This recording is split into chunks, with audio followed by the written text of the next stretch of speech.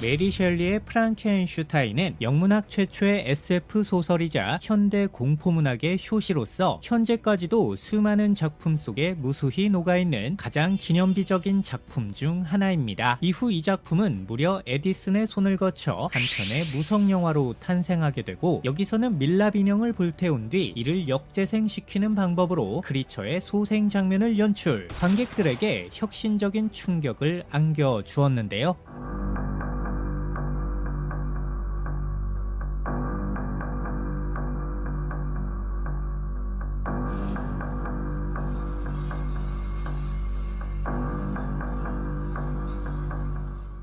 이후 1931년 유니버설 픽처스가 패기 웨블링의 연극용 판권을 구매하여 프랑켄슈타인을 소재로 한 최초의 유성영화가 제작, 보리스 칼로프가 크리처 역할을 맡아 영화사에 길이 남게 될 압도적인 괴물의 이미지를 온 세상에 완전히 각인시키게 됩니다. 이 영화는 원작과는 전혀 다른 내용으로 철저히 오락성에 중심을 둔 작품이었지만, 놀랍게도 생명을 소생시키기 위해 전기를 이용한다는 설정은 이 작품에서 최초로 쓰였던 유니버설 픽처스의 오리지널 설정이었죠. 한마디로 현재 우리가 알고 있는 프랑켄슈타인의 다양한 이미지들은 소설과 영화의 설정들이 적절히 뒤섞여 조금씩 변형된 결과라고 할 수 있겠는데요.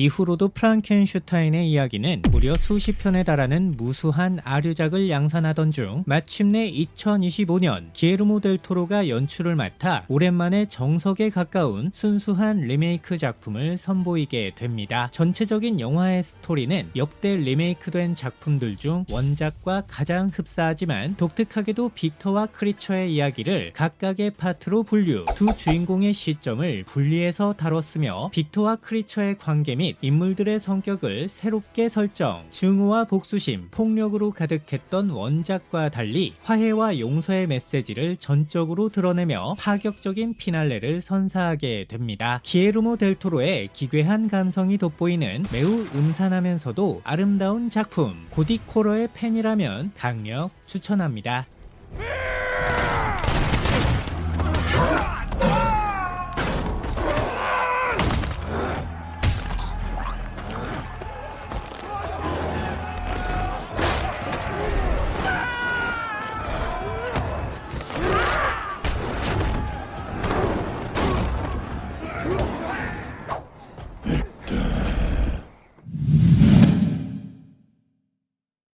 (1980년대는) 프랙티컬 이펙트 기술이 정점을 이루며 정교한 보철물과 라텍스를 이용한 특수 분장, 완전 수작업으로 이루어진 아날로그 특수 효과가 가장 활발하게 사용된 시기입니다. 그리고 이를 가장 잘 활용했던 장르가 다름 아닌 호러와 SF 분야로서 지금 소개해드릴 프라이트 나이트 또한 이러한 기술들이 고스란히 응집된 무지막지한 흡혈귀들의 비주얼이 시선을 강탈하는 작품이었는데요.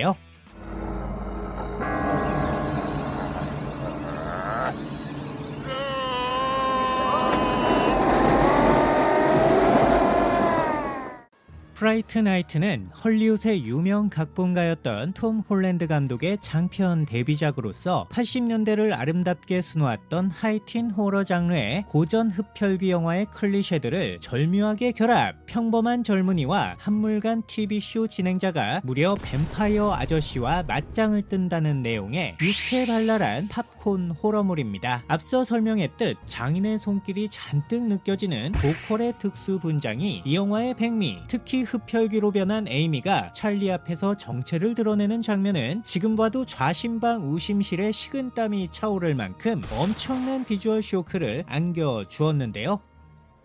에이미.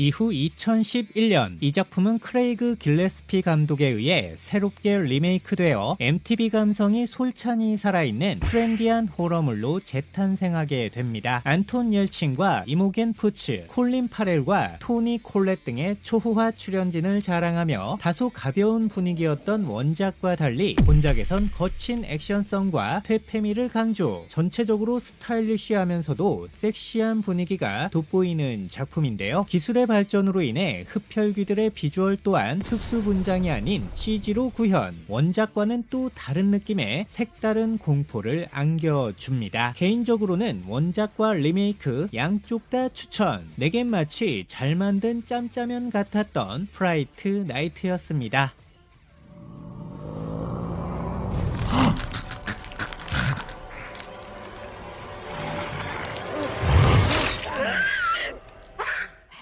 노스페라투는 1922년 독일 표현주의의 거장인 프리드리히 비렐름 무르나우가 연출을 맡은 영화 역사상 최초의 장편 흡혈귀 영화입니다. 사실 이 작품은 브람 스토커의 소설 드라큘라를 최초로 실사화한 작품이지만 제작 당시 저작권 논쟁을 벗어나기 위해 캐릭터들의 이름을 변경하는 꼼수를 사용, 결국 브람 스토커의 부인에게 소송을 당하게 되어 원본 필름이 대거 소실되는 대참사를 겪게 되는 데요. 하지만 이와는 별개로 노스페라투가 차지하는 영화사적 입지는 그야말로 타의 추종을 불어, 이는 노스페라투가 칼리가리 박사의 밀실과 골렘의 뒤를 잇는 독일 표현주의 영화의 대표작으로서 사실을 왜곡해서 감각을 극대화시키는 표현주의의 특성을 매우 잘 드러내는 작품이기 때문입니다. 이후 올록백작의 강렬한 이미지는 수많은 작품들에 지대한 영향을 끼쳤고, 흡혈귀가 햇빛에 의해 죽는다는 가장 기본적인 설정 역시 바로 이 작품을 통해 최초로 등장, 그야말로 흡혈귀 영화의 기본적인 토대를 마련했다고 해도 과언이 아니었는데요.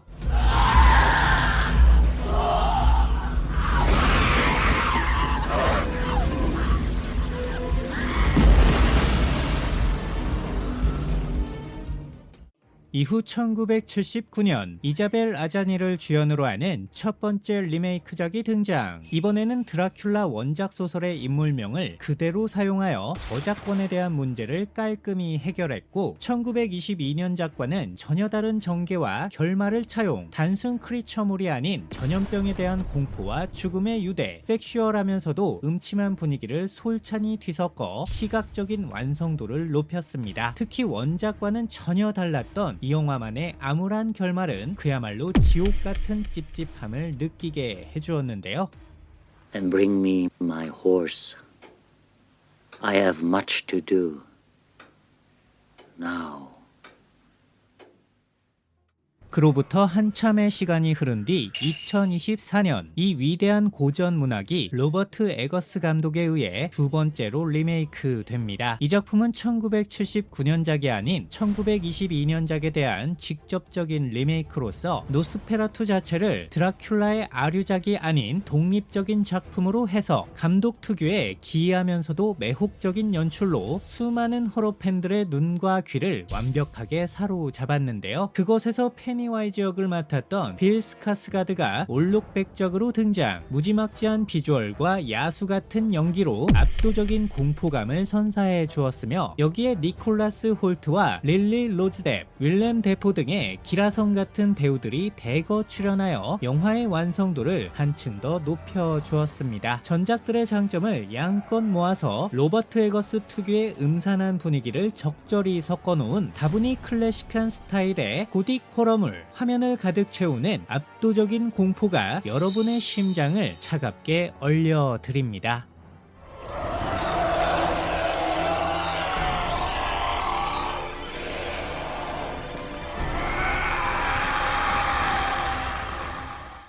시체들의 새벽은 조지 로메로의 시체 3부작 중 그 두 번째에 해당하는 작품으로서 좀비들을 피해 백화점 안으로 숨어들게 된 주인공 일행이 그 안에 안주하게 되면서 벌어지는 난리뽀짝한 사건들을 그리고 있습니다. 시체 3부작 중에서는 가장 좋은 평가를 받고 있는 작품으로서 특수분장사인 톰 사비니를 영입, 뛰어난 비주얼과 시각 효과를 보여주며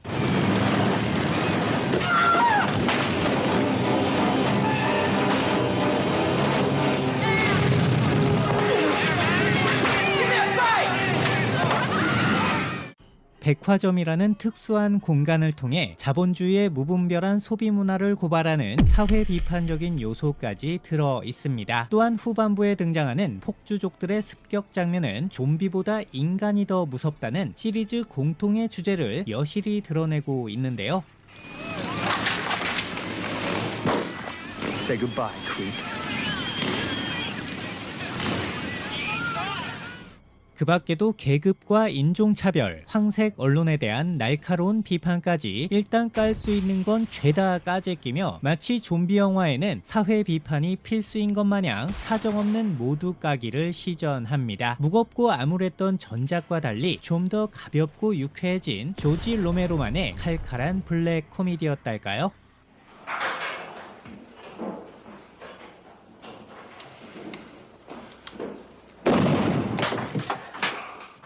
그로부터 수십 년이 흐른 뒤 2004년 이 전설적인 작품이 잭 스나이더 감독에 의해 새롭게 리메이크 됩니다. 이 영화의 가장 큰 특징은 다름 아닌 빨라진 좀비들의 무시무시한 속도감. 물론 이 작품이 달리는 좀비가 등장하는 최초의 영화는 아니었지만 영화계에 끼친 파급력과 화제성을 감안해 본다면 그 이상의 무게를 가진 영화임에는 틀림이 없겠는데요. 이 작품의 흥행으로 인해 당시만 해도 비주류였던 좀비 장르가 대세로 급부상, 블록버스터급 좀비 영화의 탄생에 지대한 공헌을 하게 됩니다. 사실 영화의 배경이 백화점이라는 것을 제외하면 원작과는 전혀 다른 영화라고 해도 무방하지만 빨라진 호흡과 현란한 액션, 박력 넘치는 연출들이 색다른 재미를 안겨주었던 자타공인 역사의 길이 남을 세계의 명작 새벽의 저주였습니다.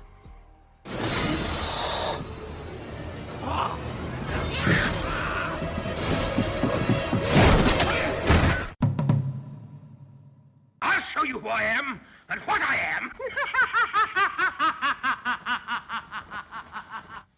Look, he's all eaten away.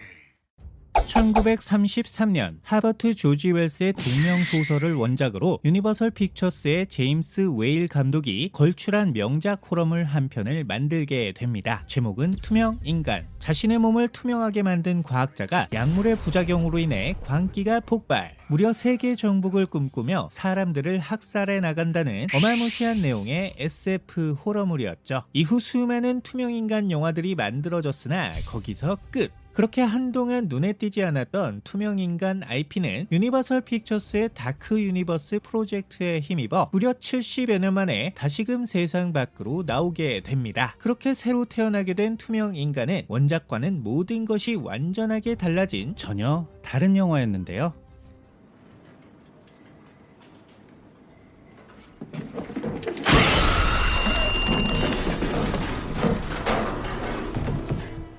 원작과 리메이크의 가장 큰 차이점은 투명화의 원인이 약물이 아닌 수트라는 점입니다. 투명인간 그리핀은 과학기술의 권위자였고 이를 이용해 온몸에 특수 카메라가 달려있는 투명 수트를 개발한 것인데요. 하지만 문제는 이 수트의 쓰임새였으니 이 새끼는 굳이 이 비싼 걸 쳐입고 조만간 자신의 아내를 스토킹하기 시작합니다. 그것도 외적으로는 죽은 걸로 위장하여 오직 자신의 아내만 알 수 있도록 더욱더 치밀한 범행을 감행하게 되는데요. 시종일관 엄청난 서스펜스가 영화 전체를 지배하고 숨막히는 스릴과 똥줄 타는 긴장감, 한 치 앞도 내다볼 수 없는 불안불안한 전개가 영화에 대한 몰입도를 한층 더 끌어올려 줍니다. 투명 인간이라는 미묘한 소재를 스토킹 범죄와 맞물린 것도 신의 한 수, 현실감이 더해진 클래식 몬스터는 더 이상 클래식이 아니었습니다.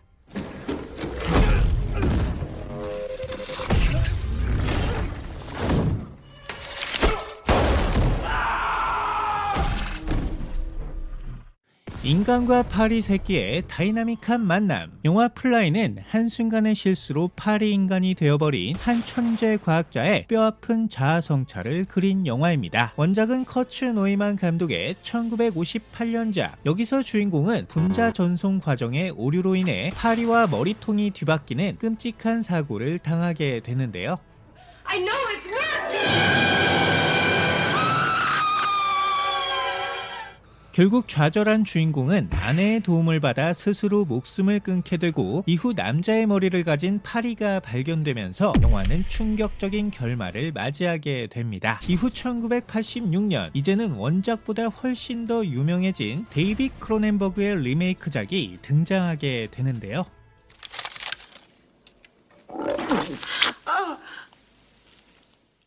원작에선 파리와의 등가 교환으로 인해 신체의 일부만이 변형되었다면 이번엔 주인공의 몸 전체가 파리로 변해가며 정신까지 무너져간다는 설정. 데이빗 크로넨버그 특유의 그로테스크한 비주얼이 압권으로서 이후 59회 아카데미 시상식에서 분장상을 수상, 평단과 관객을 모두 사로잡으며 흥행에 성공하게 되는데요. 그로부터 3년 뒤 이번엔 주인공의 아들이 등장하는 속편이 제작, 전작보다 훨씬 더 강렬하고 충격적인 전개를 이어가게 됩니다. 참고로 속편의 캐치프라이즈는 Like Father, Like Son, 그러니까 그 아버지의 그 아들이란 뜻이죠. 기가 막힌 장문 센스에 박수를 보냅니다.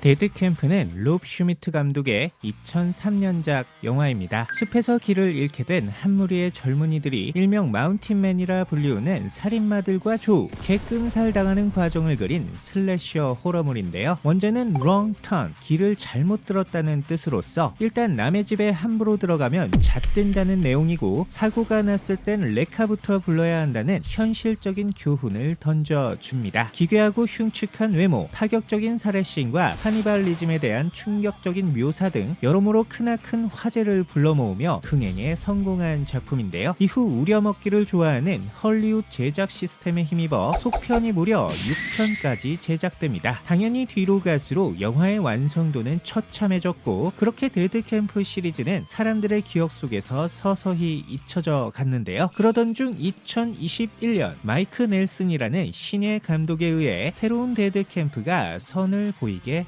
됩니다.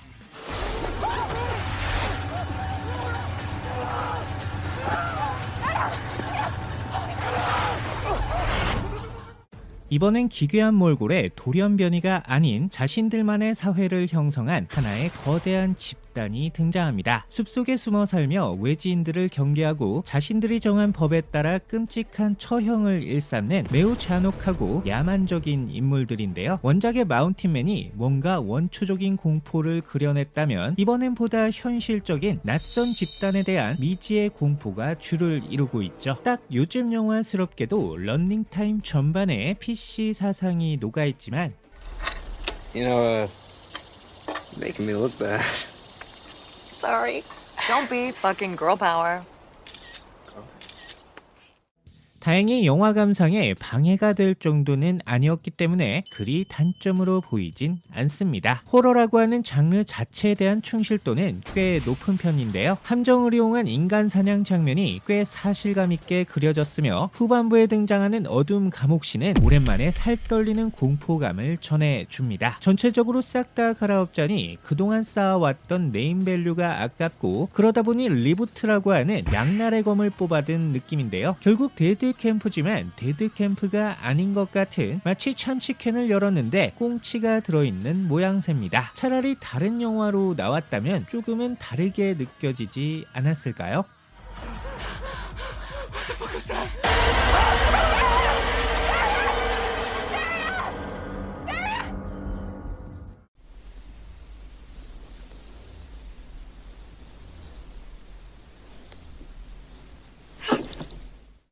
서스페리아는 이탈리아를 대표하는 지알로 무비의 거장 다리오 아르젠토 감독의 마녀 3부작 중 하나입니다. 나머지 두 작품은 인페르노와 눈물의 마녀이며 그 중에서도 서스페리아가 압도적인 인지도를 자랑하는데요. 독일의 명문 발레 학교에 입학하게 된 미국인 유학생 수지가 학교를 장악한 전설의 마녀인 엘레나 마커스를 상대로 피똥 싸는 사투를 벌인다는 내용입니다. 영화 전체를 화려하게 수놓는 강렬한 색감, 파격적인 자극적인 비주얼이 시선을 강탈하며 오컬트 호러 특유의 소름 끼치는 분위기가 그야말로 압권이었는데요.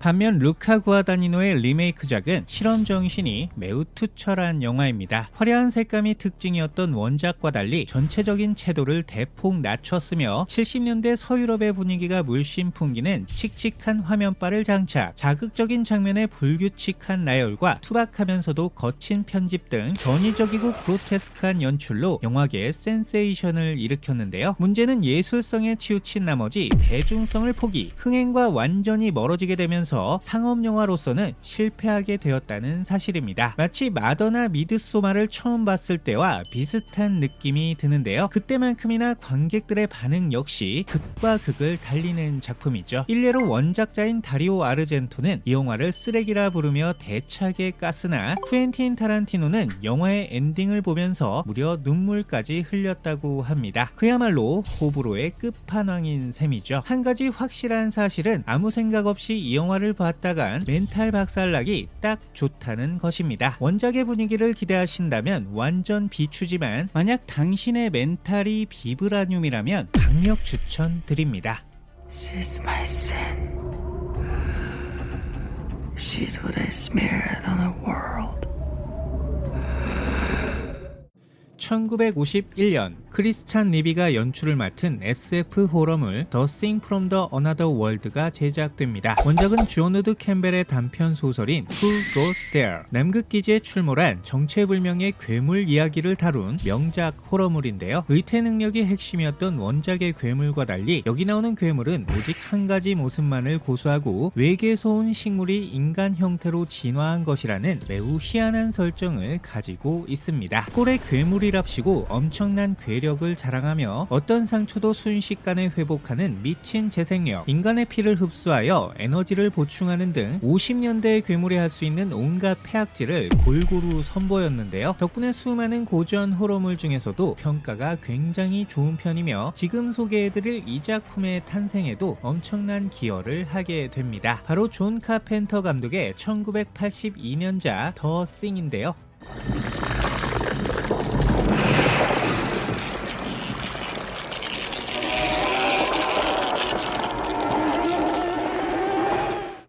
존 카펜터는 크리스찬 리비의 더 싱을 본 뒤 큰 감명을 받게 됩니다. 이후 원작 소설과 영화를 바탕으로 자신만의 더 싱을 창조하게 되고 그렇게 호러 영화 사상 최고의 명작 중 하나가 탄생하게 된 것이죠. 이 작품을 관통하는 주제는 바로 의심과 불신입니다. 이번에 등장하는 괴물은 무려 인간의 모습으로 위장이 가능했고 그로 인해 서서히 붕괴되어가는 인간들의 연대가 이 영화의 핵심적인 공포를 완성하게 되는데요. 여기에 특수효과 팀의 영혼을 갈아 넣은 엄청난 시각 효과가 장렬, 그동안 듣도 보도 못했던 끔찍한 비주얼의 괴물들이 가열차게 녹아내리는 피자 치즈 마냥 스펙타클한 충격을 선사합니다. 심지어는 CG가 전혀 들어가지 않은 100% 완전 수작업이라는 사실, 한마디로 염통과 각막을 동시에 후려치는 일타쌍피의 진수를 보여주는 작품이었죠. 이후 2011년에는 이 영화의 프리퀄격 작품이 제작되었는데요. 원래는 이 작품 역시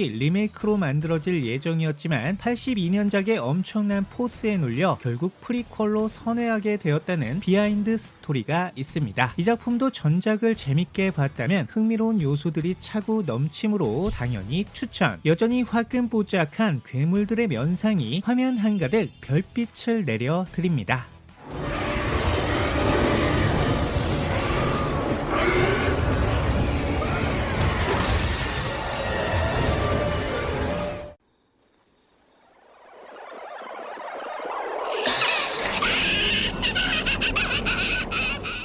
(1981년) 샘 레이미 감독의 장편 데뷔작인 이블 데드가 공개됩니다. 동네 극장 주인의 투자를 받아 $40만 저예산으로 제작, 없는 돈 쥐어짜서 만드는 통에 완성까지 1만 년이 걸렸던 사연 많은 작품인데요. 영화의 원제는 북 오브 데스, 일명 죽음의 책이었지만 유일한 투자자였던 동네 극장 주인이 무슨 예술 영화 찍냐며 하도 갈고대는 통에 현재의 제목으로 변경되었다고 합니다. 영화는 산속 오두막 오두막집에 놀러가게 된 다수의 젊은이들이 우연한 사건을 계기로 악령을 깨우게 되고 이후 악령에 빙의된 친구들이 서로를 썰어 제끼는 충격적인 이야기를 그리고 있는데요. B급 호러 특유의 거친 화면과 개막장 전개, 눈을 뗄 수 없게 만드는 공포스러운 연출로 저예산 호러 영화계의 전설이 된 작품이었죠. 다른 건 둘째치고 악령들의 쌍판이 압권, 스치기만 해도 말초신경이 조여오는 엄청난 비주얼을 자랑하는데요. 이후 예산을 크게 늘린 속편이 제작되고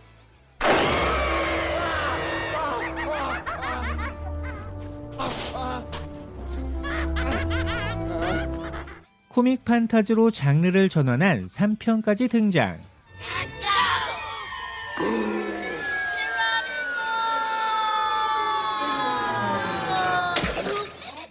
그렇게 이블데드 트릴로지는 호러 팬들의 마음속에 영원한 명작으로 남았는데요. 그러던 중 2013년 이 세기의 명작 또한 리메이크 작품이 탄생하게 됩니다. 원작자인 샘 레이미가 직접 발탁한 페데 알바레즈가 연출을 맡았으며 주인공 애쉬의 포지션은 미아라는 여성으로 변경, 원작과 비슷한 듯 전혀 다른 느낌으로 화면 전체를 빨갛게 물들입니다. 사실 잔인성만 놓고 보면 원작을 아득히 초월하고도 남을 정도였는데요. 소름 돋는 데다이트의 비주얼과 동공을 찢어버리는 과격한 고어씬, 거기에 원작에서는 볼 수 없었던 새로운 설정까지 추가되면서 여러모로 업그레이드된 모습을 보여준 알찬 리메이크였습니다. 물론 그렇다고 해서 원작을 뛰어넘느냐 라고 묻는다면 그건 당연히 아니고요. 원작과는 또 다른 느낌의 잘 만든 리메이크라고 보시면 될 것 같습니다. 피칠갑이 난무하는 살벌한 영화가 땡기신다면 일단 병원부터 가보시고요. 샘 레이미와 페데 알바레즈의 이블 데드 강력 추천 드립니다.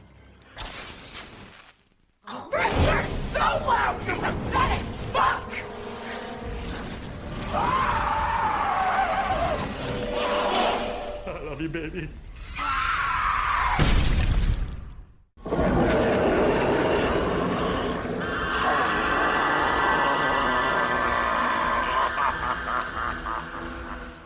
(1990년) 스티븐 킹의 동명소설을 바탕으로 2부작 TV 영화가 제작됩니다. 국내 출시명은 무려 피에 피에로, 정말 미치도록 개살벌한 제목이죠. 없었던 광대 공포증도 턱을 치고 올라올 만큼 후달리는 장면 센스입니다. 어쨌든 이 영화 내용도 비주얼도 정말 오지게 무서웠는데요. 특히 페니와이즈 역을 맡았던 팀 커리의 열연으로 인해 수많은 사람들이 무언가를 질질 싸제끼며 공포에 떨어야만 했습니다. 사실 페니와이즈의 비주얼만 놓고 보면 개인적으로는 이때의 페니가 훨씬 더 살벌했는데요.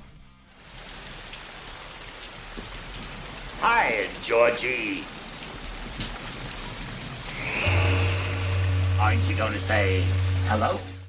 그로부터 수십 년이 흐른 뒤 2017년 영화는 안드레스 무시에티라는 천재를 만나 새로운 리메이크작으로 재탄생하게 됩니다. 여기서는 빌 스카스가드가 새로운 페니와이즈로 등장, 원작과는 또 다른 느낌의 기괴한 퍼포먼스를 선보이며 저로 하여금 또다시 one more time 하기스를 끼어입은 채 뭔가를 질질 싸게 만들어 주었는데요. 특히 리메이크에서의 페니와이즈는 무려 양쪽 눈알이 따로 노는데 이게 CG가 아니었다는 게 더욱더 충격적이었죠. 이후 2019년에는 원작의 2부에 해당하는 속편이 개봉되었고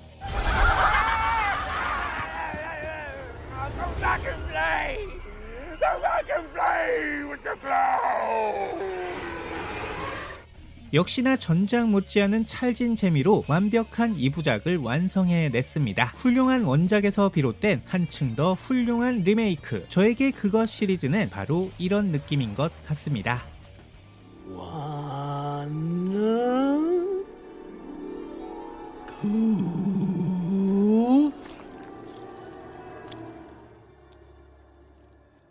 You're supposed to say 3. 아직도 다른 사람을 만나도 그대 모습 떠오르기만 해 이거 그대 위해 만든 노래도 이제 추억으로